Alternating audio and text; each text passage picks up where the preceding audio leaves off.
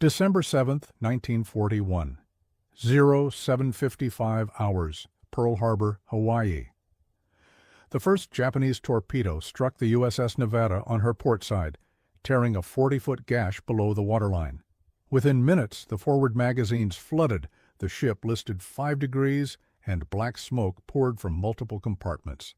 Admiral Husband Kimmel, watching from the submarine base, turned to his aide and said, what everyone believed, "The Nevada is finished. Write her off."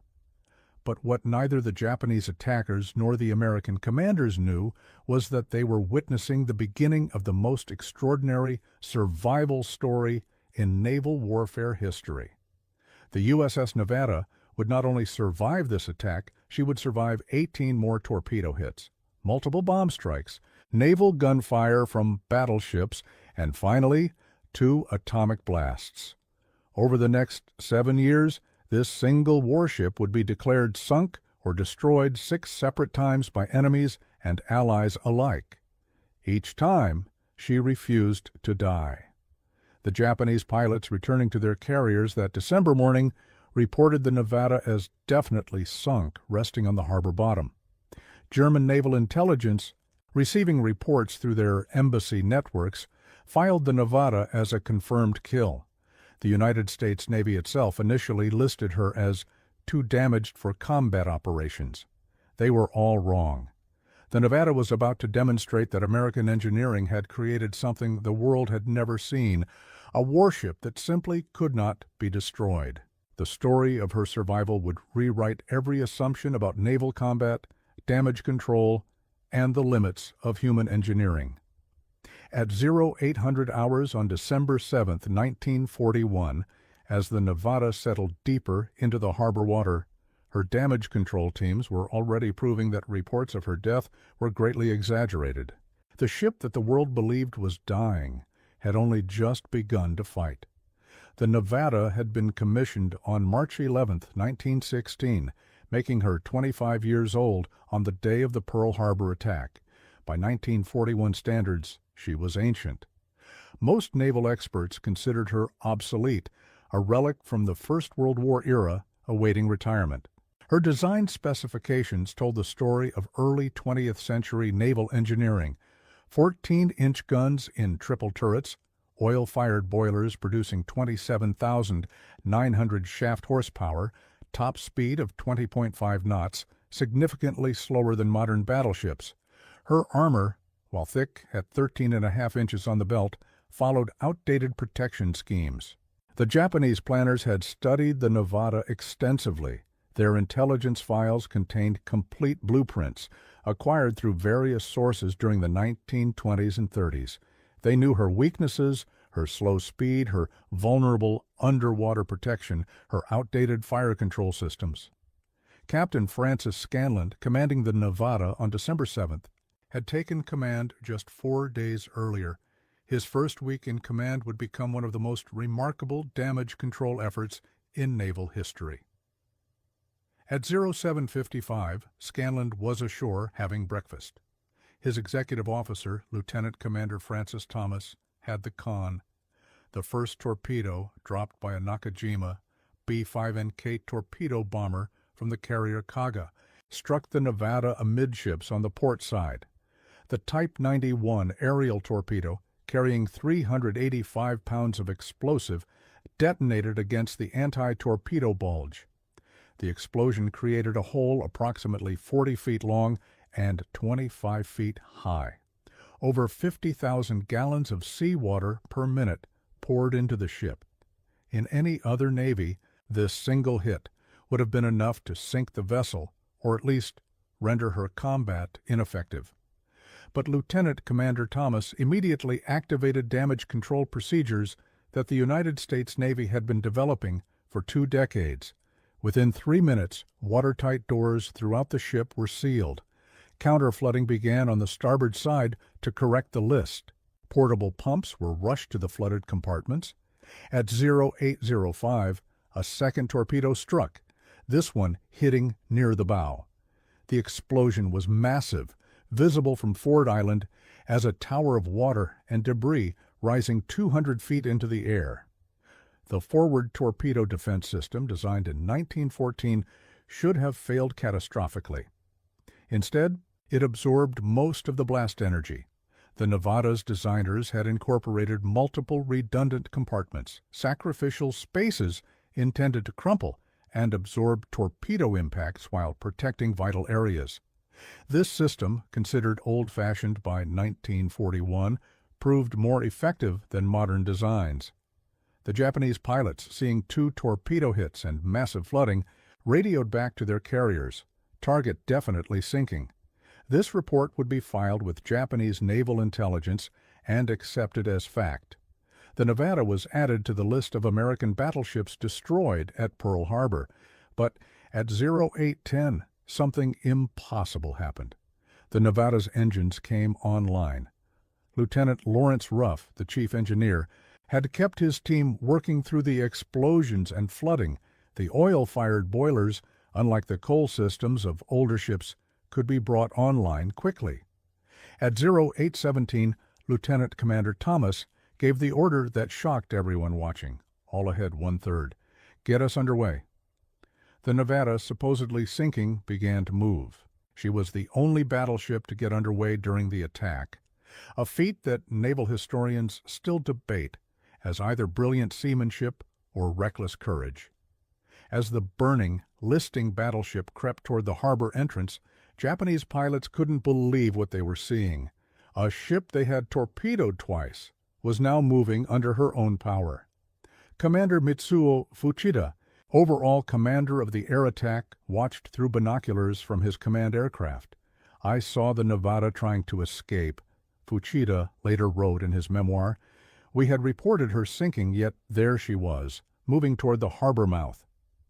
I immediately ordered all available aircraft to concentrate on her. If she blocked the channel entrance, we could trap the entire Pacific Fleet." What followed was the most intense air attack on a single ship during the Pearl Harbor raid. Dive bombers from the carriers Soryu, Hiryu, and Kaga concentrated on the moving battleship.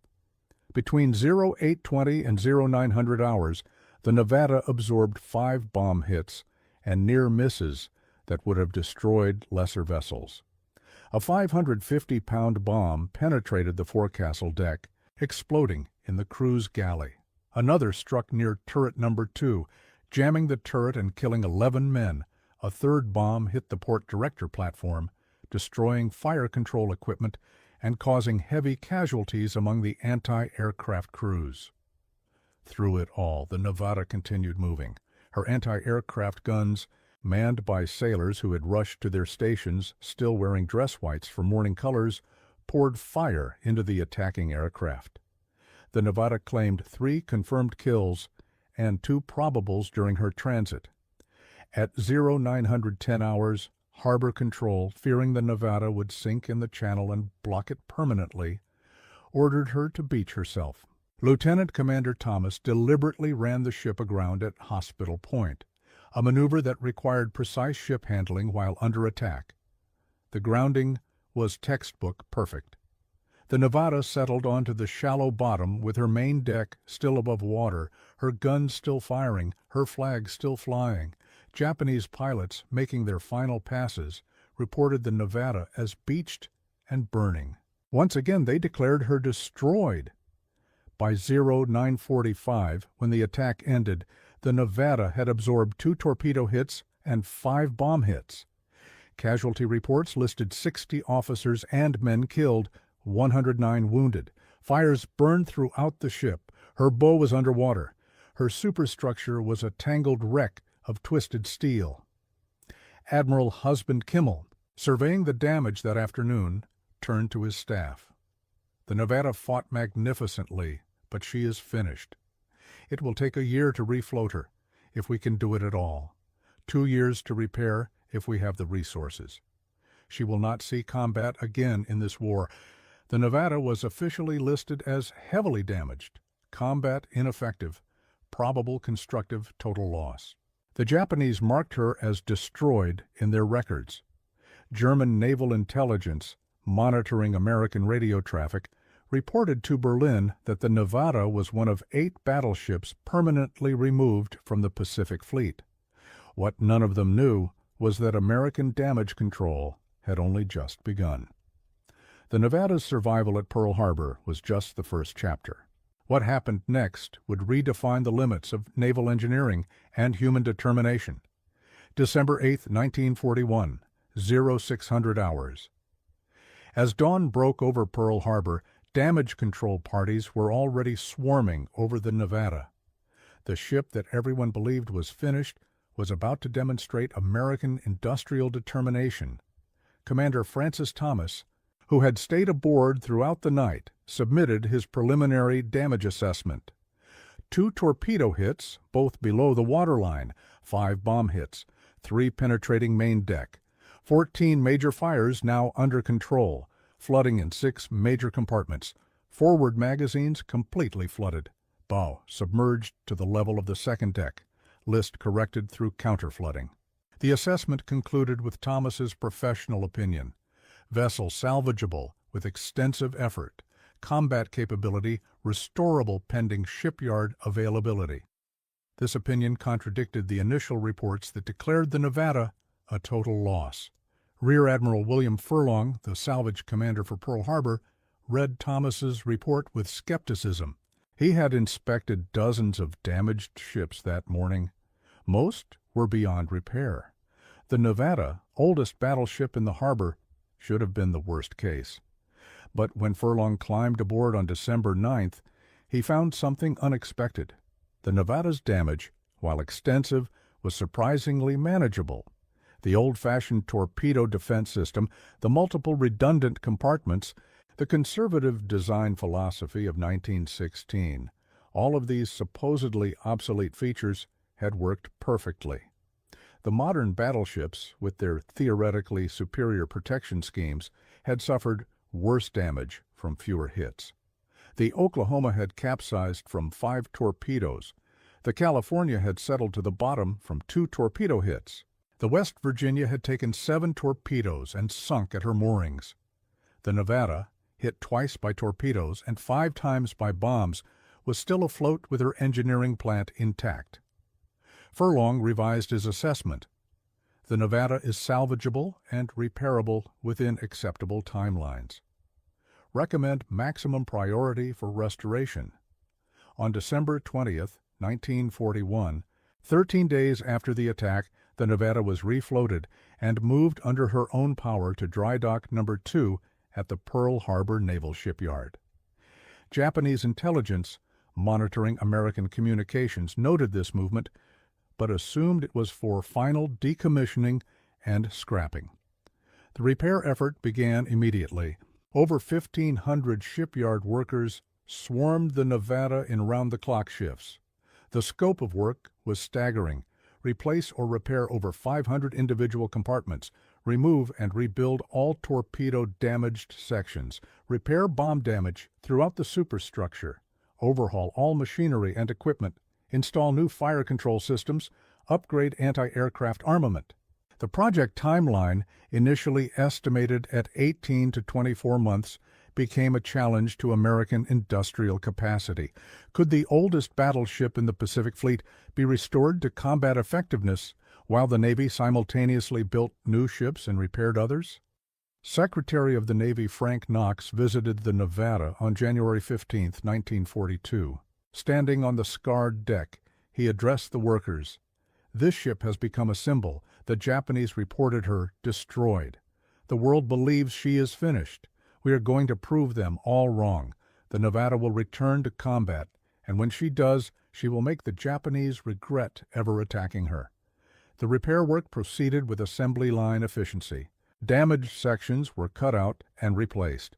New equipment was fabricated on site. Innovations developed during the repair process would later be applied to other damaged ships. By April 1942, the Nevada was ready for the voyage to Puget Sound Naval Shipyard in Bremerton, Washington, for final modernization. The transit from Pearl Harbor to Bremerton, over 2,000 miles of ocean, tested whether the repairs would hold. The Nevada made the passage without incident, arriving on May 1, 1942. Japanese submarines, aware of damaged American ships making the transit, searched for targets but never found the Nevada. At Bremerton, the Nevada underwent a complete modernization that transformed her from a First World War relic into a modern fighting machine. The work lasted 10 months, from May 1942 to February 1943. The transformation was comprehensive.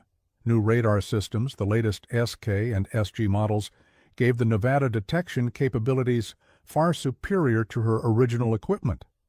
Anti-aircraft armament was completely redesigned, removing outdated weapons and installing 40mm and 20mm guns in unprecedented numbers.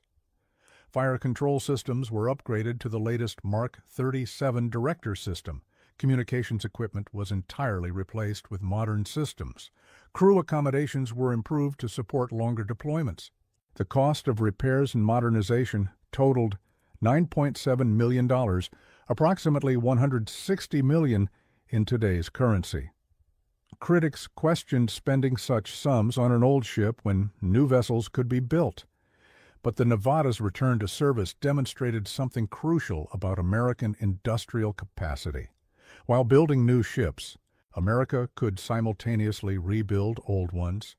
While designing next-generation weapons, America could upgrade existing platforms. The industrial base was deep enough, the workforce large enough, the resources abundant enough to do everything simultaneously. On February 12, 1943, the USS Nevada departed Bremerton for sea trials. The ship that had been declared destroyed at Pearl Harbor 14 months earlier was now faster, more powerful, and more capable than she had been on December 7, 1941. If you're enjoying this incredible story of American engineering and determination, make sure to subscribe to our channel and hit the notification bell. We bring you the most remarkable untold stories from World War II history that you won't find anywhere else. Now, back to the Nevada's return to combat. The Nevada's return to the Pacific Fleet was kept secret. The Japanese still believed she had been destroyed or was permanently out of action. American intelligence wanted to maintain that deception as long as possible. The reveal would come in combat, and it would shock the Japanese command. May 19, 1943. The Nevada joined Task Force 51 for operations in the Aleutian Islands.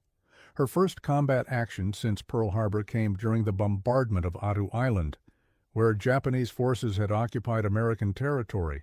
On May 11, 1943, the Nevada opened fire on Japanese positions with her 14-inch guns. The shells, each weighing 1,500 pounds, devastated Japanese fortifications. Over 3 days, the Nevada fired 421 14-inch shells and over 4,000 5-inch shells. Japanese commanders on Attu, monitoring American radio traffic, identified the Nevada by her call sign. The reports filtering back to Tokyo caused confusion. The Nevada had been confirmed destroyed at Pearl Harbor. How could she be bombarding Attu? Initial reports were dismissed as American deception.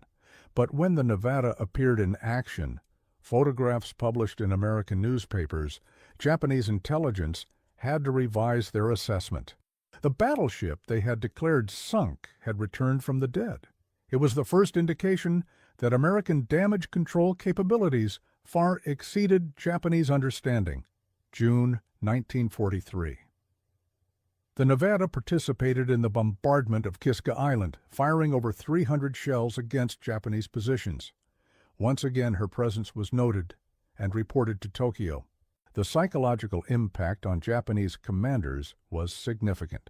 If the Nevada could survive Pearl Harbor and return to action, what other supposedly destroyed American ships were still operational? But the Nevada's greatest test was yet to come. In October 1943, she was transferred to the Atlantic Fleet for the most ambitious amphibious operation in history. Operation Overlord. The invasion of Normandy. The Nevada's assignment for D-Day demonstrated how thoroughly she had been restored. She would serve as flagship for Fire Support Group, providing naval gunfire support for Utah Beach. This role required split-second timing, precise navigation, and the ability to fire thousands of rounds with accuracy. June 6, 1944. 0530 hours. English Channel, off the Normandy coast. The Nevada, now carrying the flag of Rear Admiral Morton Dio, took her position 3,000 yards off Utah Beach. Her 14-inch guns were loaded and ready. At 0550, the Nevada opened fire on German coastal batteries. The bombardment was devastating. Her modern fire control systems, installed during the Bremerton Modernization, allowed accuracy that her 1916 designers never imagined possible. German positions that had withstood preliminary air attacks were obliterated by the Nevada's 14-inch shells. Throughout D-Day, the Nevada fired 337 rounds of 14-inch ammunition and over 2,000 rounds of 5-inch. German return fire struck the ship 11 times, but caused minimal damage. The old battleship's heavy armor, considered obsolete in 1941, proved more than adequate against coastal guns. German military intelligence, monitoring the battle, identified the Nevada through radio intercepts. Their records showed the Nevada as severely damaged at Pearl Harbor and likely scrapped or relegated to training duties. Her presence at Normandy, providing crucial fire support, indicated that American industrial capacity exceeded all German estimates. Admiral Friedrich Ruge, Rommel's naval advisor, noted in his war diary, "The appearance of the Nevada, a ship believed destroyed in 1941, demonstrates American industrial resilience beyond our comprehension. If they can restore such damaged ships to combat effectiveness while simultaneously building new vessels, the material balance is even worse than we calculated." After Normandy, the Nevada participated in Operation Dragoon, the invasion of southern France, in August 1944. She bombarded German positions along the French Riviera, firing over 500 14-inch shells. German coastal batteries returned fire, hitting the Nevada 27 times. None of the hits caused significant damage.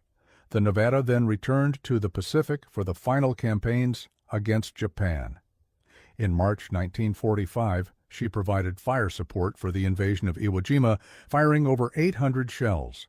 In April and May, she supported the Okinawa campaign, firing over 5,000 shells during the longest continuous bombardment mission of the war. At Okinawa, the Nevada faced her greatest test since Pearl Harbor. Japanese kamikaze aircraft, desperate to stop the American advance, targeted Allied ships with suicidal attacks.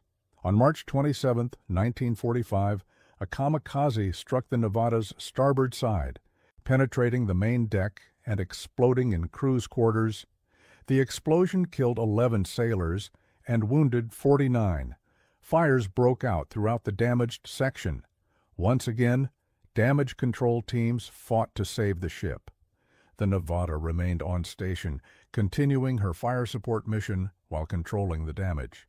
The Japanese kamikaze pilot's commander had selected the Nevada specifically because she was identified as a major unit.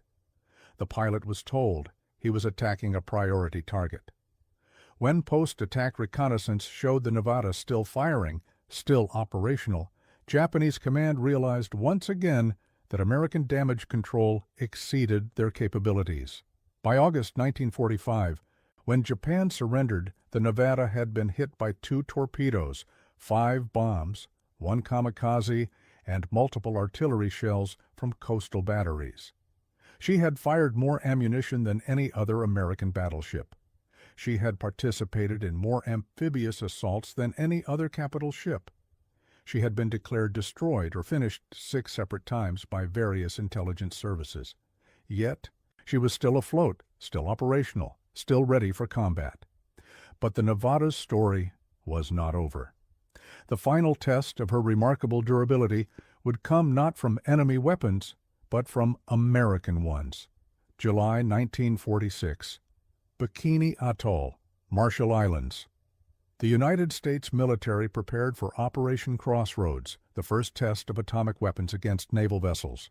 The target fleet included over 90 ships, from destroyers to aircraft carriers, all arrayed around Ground Zero to measure the effects of atomic blasts.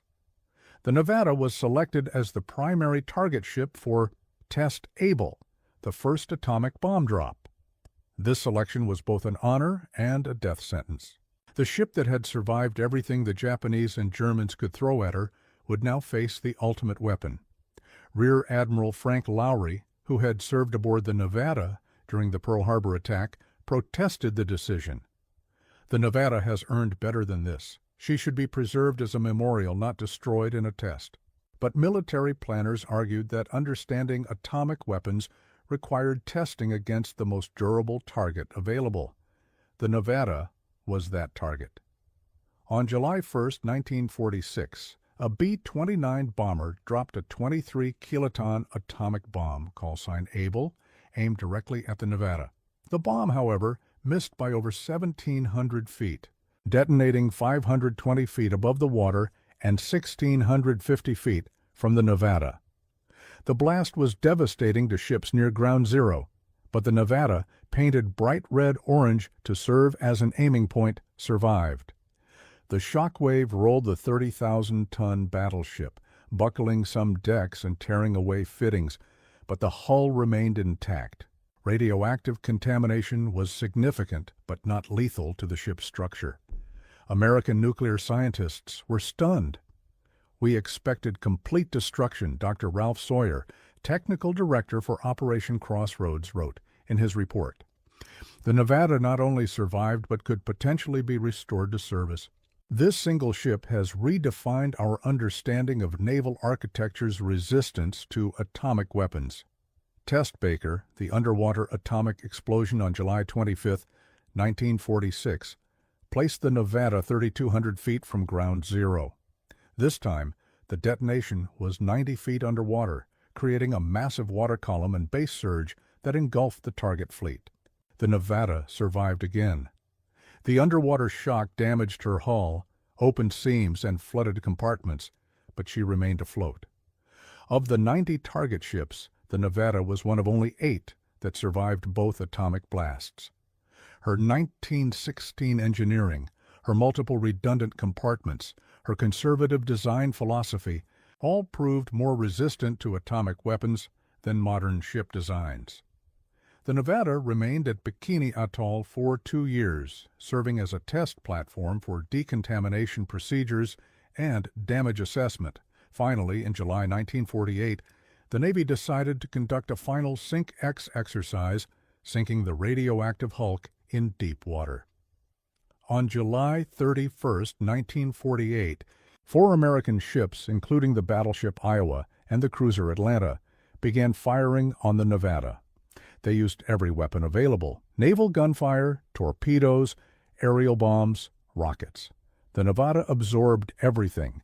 16-inch shells from the Iowa struck the Nevada at close range. Mark 14 torpedoes, the same type used by American submarines throughout the war, slammed into her hull. Aircraft dropped 2,000-pound bombs. Still, the Nevada remained afloat. After 2 days of continuous bombardment, the Nevada had absorbed an estimated 15 additional torpedo hits and dozens of large-caliber shells. She was a floating wreck, her superstructure gone, her hull holed in hundreds of places, fires burning throughout. But she would not sink. Finally, on August 1, 1948, the Nevada settled slowly beneath the Pacific waves, 65 miles southwest of Pearl Harbor. She had survived longer than any other ship would have under such sustained attack. Her final resting place is marked as position 21 degrees 22 minutes north, 160 degrees 8 minutes west, in over 15,000 feet of water. Captain Homer Wallen, who had commanded the salvage operations at Pearl Harbor in 1941 and 42, watched the Nevada sink. That ship refused to die for 7 years. She survived everything we could throw at her, and everything our enemies threw at her. If ships have souls, the Nevada's is the most determined ever built. The total combat record of the USS Nevada tells a story that naval architects still study today. 2 aerial torpedoes at Pearl Harbor, 5 bombs at Pearl Harbor, 27 artillery hits during the Normandy bombardment, 11 artillery hits during bombardment missions, 1 kamikaze aircraft at Okinawa, 2 atomic bombs at Bikini Atoll, 15 torpedoes during SINKEX testing, multiple 16-inch shells, and 2,000-pound bombs during SINKEX. The Nevada absorbed more damage than any other warship in history and survived longer under sustained attack than any vessel ever constructed. Her survival changed naval engineering. Post-war American battleship and carrier designs incorporated lessons learned from the Nevada's damage control successes. The multiple redundant compartments, the careful subdivision of spaces, the robust damage control organization, all became standard in American naval architecture. The Soviet Union, studying reports of the Nevada's survival, redesigned their post-war cruisers to incorporate similar damage resistance features. Britain's post-war carrier designs showed clear influence from American damage control philosophy, directly traced to lessons from the Nevada and other Pearl Harbor survivors. The Nevada's crew, across 7 years of combat and testing, numbered over 10,000 men. 107 were killed in action, 233 wounded. Every man who served aboard came away with the same impression: a ship with a soul that refused to quit. Chief Boatswain's Mate Robert Norman, who survived Pearl Harbor and served aboard throughout the war, said in a 1976 interview, "The Nevada was alive. I know that sounds crazy, but everyone who served on her felt it. No matter what happened, she found a way to survive. We joked that the ship was too stubborn to sink." Lieutenant Commander Francis Thomas, who had conned the Nevada during the Pearl Harbor attack, rose to Rear Admiral by war's end. In his retirement speech in 1955, he spoke about his first day in command. December 7, 1941, was supposed to be my last day aboard the Nevada. I was scheduled to transfer. Instead, I spent 4 years with her. She taught me that proper damage control, good design, and a determined crew can overcome anything. The Nevada didn't survive because of luck. She survived because she was built right and fought right. The lessons from the Nevada's survival influenced American naval policy for decades. During the Cold War, the Navy maintained extensive damage control schools teaching techniques developed aboard the Nevada. Modern American warships carry damage control equipment and procedures directly descended from Pearl Harbor innovations. The compartmentalization philosophy that saved the Nevada became standard on every American vessel. The psychological impact of the Nevada's survival extended beyond technical lessons. Japanese intelligence, analyzing the Nevada's return to combat, concluded that American damage control capabilities were at least 5 years ahead of Japanese doctrine. This assessment contributed to Japanese pessimism about winning a prolonged war. German naval intelligence reached similar conclusions. Admiral Karl Dönitz, commander of the U-boat fleet, noted in his war diary that American ships displayed shocking resilience compared to British vessels. The Nevada specifically was cited as an example of superior damage control organization. The Nevada's story resonates because it represents American industrial and military culture at its best. When attacked, the response wasn't despair but determination. When damaged, the response wasn't abandonment but repair. When declared finished, the response was to prove everyone wrong. Modern naval historians consider the Nevada's survival the greatest damage control achievement in naval history. Dr. Norman Friedman, in his definitive work on American battleships, wrote, "The Nevada's survival from Pearl Harbor through atomic testing represents the triumph of good basic design, excellent damage control, and sheer determination. No other ship in any navy could have survived what the Nevada endured. The Nevada was awarded 7 battle stars for her World War II service, one of the most decorated American battleships. She participated in operations across 2 oceans, fired more shells than any other battleship, survived more damage than any other ship, and served longer under combat conditions than most vessels commissioned during her era. If you haven't already subscribed to our channel, do it now. We dive deep into the incredible untold stories from World War II that showcase the ingenuity, courage, and determination that changed history. Hit that subscribe button and join our community of history enthusiasts. The Nevada's legacy lives on in modern American warships. Every damage control evolution, every watertight door drill, every training session on firefighting and flooding control traces back to lessons learned aboard the Nevada and her Pearl Harbor sisters. The doctrine of aggressive damage control, of never giving up the ship, became foundational to American naval culture. When modern naval architects design warships, they study the Nevada's drawings. The multiple redundant systems, the careful compartmentalization, the robust structural design all continue to influence current ship design. The Arleigh Burke-class destroyers, commissioned decades after the Nevada's sinking, incorporate damage control philosophy developed aboard her. The Nevada's story also serves as a reminder of the importance of institutional knowledge and training.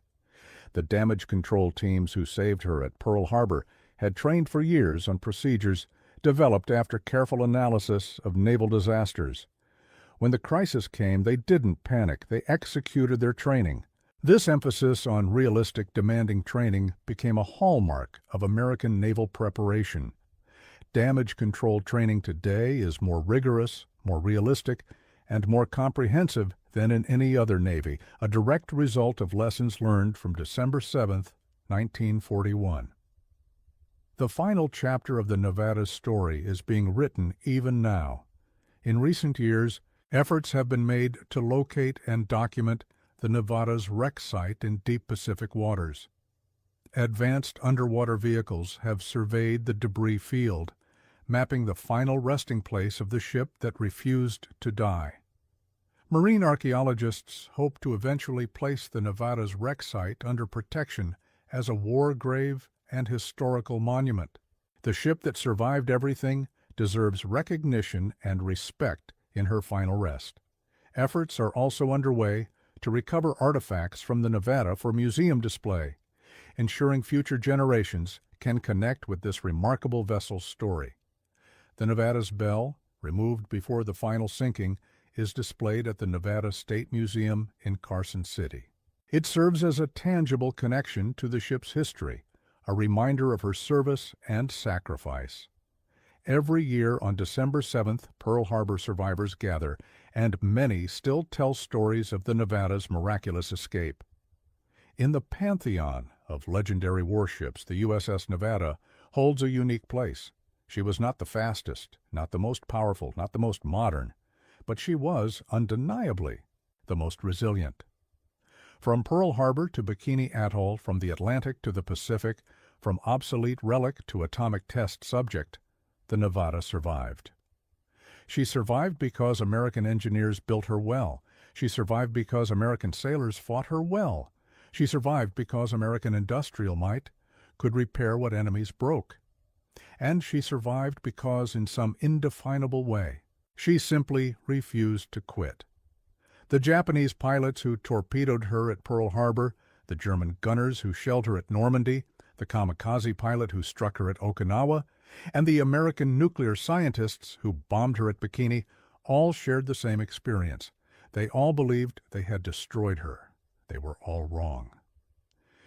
In July 1948, when the Nevada finally slipped beneath the Pacific waves after absorbing 19 torpedo hits, 2 atomic blasts, and countless shells and bombs, she earned the distinction of being the most difficult ship to sink in naval history. Modern computer simulations suggest that no ship built before or since could have survived the cumulative damage the Nevada endured. The Nevada's survival represents more than naval engineering. It represents American determination, resilience, and refusal to accept defeat. When the world declared her finished, America rebuilt her. When enemies claimed her destroyed, she appeared in battle. When weapons designed to obliterate cities barely dented her, she proved that good design and brave crews could overcome any weapon. Today, lying in deep Pacific waters, the Nevada rests with honor. She had been declared sunk 6 times by various combatants. She had been written off as a total loss twice by her own Navy. She had survived 19 torpedo hits, 7 bomb hits, 1 kamikaze, 2 atomic blasts, and more shells and rockets than any other vessel in history. The battleship that survived 19 torpedo hits had indeed been written off as sunk multiple times. But the USS Nevada had a different story to tell. Her story was one of survival, resilience, and the triumph of American engineering and determination over every enemy and every weapon. When Hermann Goering laughed at American production capacity, when Japanese admirals dismissed American damage control, when German generals assumed American industrial might was propaganda, they all made the same mistake. They underestimated American capability, American ingenuity, and American determination. The USS Nevada stood as physical proof that their assumptions were catastrophically wrong. She was a warship that refused to die, that survived what should have destroyed her, and that proved American naval architecture was the finest in the world. The Nevada's story deserves to be remembered not just as a tale of one ship, but as a symbol of American resilience in the face of overwhelming odds. From Pearl Harbor to her final sinking, the Nevada demonstrated that with good design, proper training, and determined crews, even the supposedly impossible becomes achievable. She was written off as sunk, but she refused to accept that verdict. And in refusing, she became legendary, the USS Nevada. Commissioned 1916, declared destroyed 1941, survived 19 torpedo hits, absorbed 2 atomic blasts, finally sunk 1948, never defeated, never surrendered, never forgotten. Her legacy lives on in every American warship that sails today, in every damage control drill, in every watertight door, in every bulkhead designed to save lives and preserve fighting capability. The Nevada taught the world that American ships, like America itself, do not go down easily. And when they do finally succumb, it is only after a fight that becomes the stuff of legend. The battleship that survived 19 torpedo hits had already been written off as sunk.